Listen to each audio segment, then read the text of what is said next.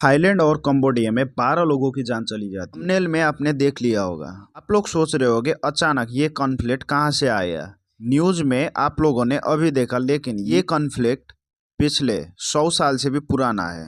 11वीं BC में शिव मंदिर का निर्माण हुआ था। ये मंदिर धार्मिक रूप से और टूरिज्म हिसाब से भी दोनों कंट्री के लिए काफी मायने रखता है। 2012 में इस मंदिर के आसपास दोनों कंबोडिया और थाईलैंड के बीच में झड़प हुआ था, तो वहां पर कई सारे सैनिक मारे गए थे।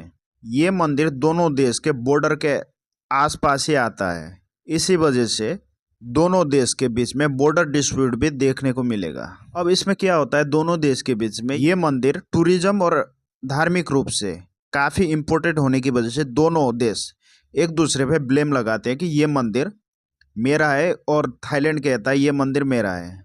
कंबोडिया कहता है ये मंदिर मेरा है, और थाईलैंड कहता है ये मंदिर मेरा है।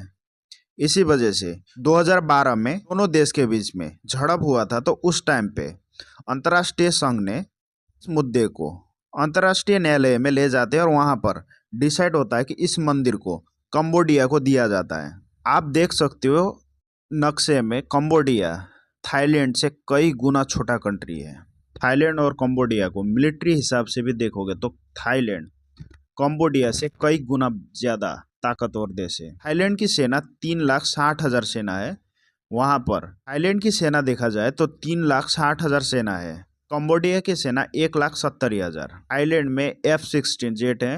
Military budget 5.5 billion $। कंबोडिया की 720 मिलियन $। है।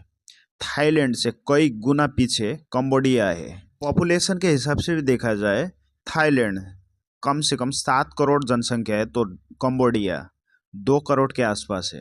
इस हिसाब से देखा जाए तो कंबोडिया थाईलैंड के आसपास भी नहीं आता है। बताया जाता है दो देश के बीच में प्रॉक्सी वॉर होता है, जो US और चाइना के बीच में हो रहा है। दरअसल चाइना कुछ सालों से कंबोडिया में अपनी मिलिट्री बेस बना रहा है, तो US को पसंद नहीं है।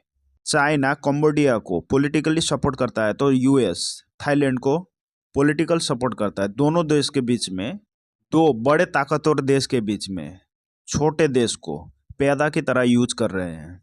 यहाँ पर अगर चाइना जीत जाता है तो कई सालों तक चाइना की यहाँ पर दबदबा बनी रहेगी।